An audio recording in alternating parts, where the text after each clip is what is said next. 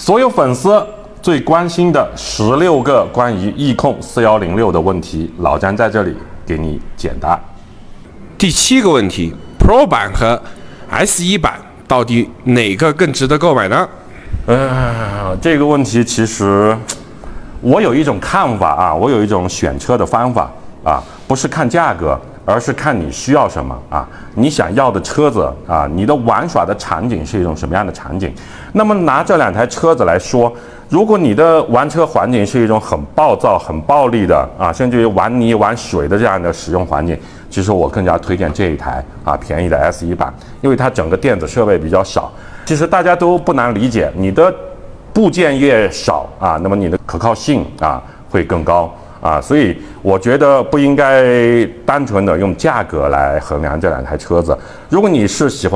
更喜欢反真度一点，更喜欢灯光啊，那就选择这个2台车子。其实 Pro 版啊多了400块钱，但这400块钱我认为是值得的，多了一堆的这个配置啊，包括遥控器等等等等。啊，具体什么配置大家可以看我以前的视频啊，所以选这2台车子，我觉得价格啊，如果不考虑价格的前提下，其实你应该考虑你的使用环境啊。那么根据自己的使用环境来选择这2台车子啊，我说明白了没有？第8个问题，4106如果要升级的话，该怎么样去升级呢？这2台车子啊，我强烈建议电子设备也好，动力设备也好，其实都没必要升级。易控的这2台车子，其实整个定位是很清晰的，就是啊，把价位打下来啊，一个优惠的实在的价格啊，提供给新手玩家来入门。那么这种入门的这种配置，比如说它的电调也好，它的遥控器也好啊，其实电调这一块它是一个一体机。也就是说，如果你要换动力设备，那么你可能要把这个3合1的这个接收，就是电调接收和灯控的这个接收机也一并升级掉啊，一并的换掉。比如说你要换个开山斧，或者是开山斧的一体机在这台车上，那么你要换的东西可能连遥控器接收机你都要换掉。我个人认为没必要啊。这2台车子的这个电子设备其实已经作为新手入门啊，甚至老玩家用来做穿越啊，大家看我们直播也看到了啊，老玩家做穿越的话已经足够了。那么这2台车子能升级啥呢？啊，我其实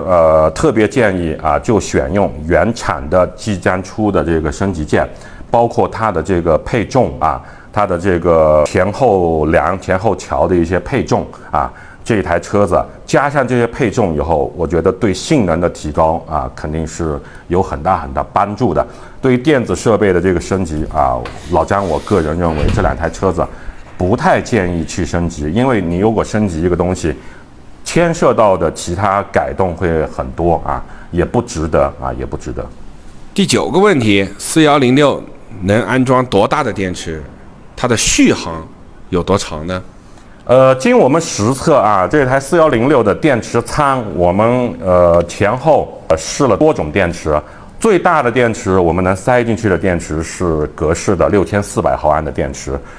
续航的话，其实整个在我们爬山的过程中啊，上山用了一块电池，用完以后啊，电量显示是3.7几伏，然后下山用了一块电池，回到这边家里测了一下啊，也是3.8伏左右啊，因此这台车的整个续航我觉得在2小时以上。然后我们昨天整个爬山上山和下山的话，接近10公里的一个路程，时间的话大概单边是2小时这个样子啊，所以这台车准备2组电池就可以，最大的容量大概在6000多毫安这个样子。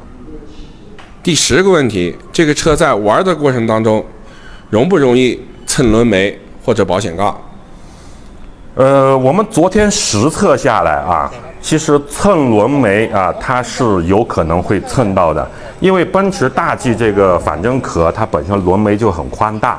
那么即使蹭到，我们测试下来的结果是，即使蹭到轮眉，其实它是不影响它整个行驶啊，不影响它整个性能的啊。包括前保险杠啊，它的这个接近角其实还是蛮大的啊。昨天在整个山上的这个整个穿越的测试过程中，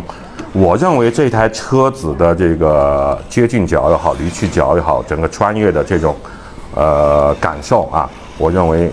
已经超过 T4 的路虎或者 T4 原产的奔驰了不要说超过，我觉得已经达到那种效果了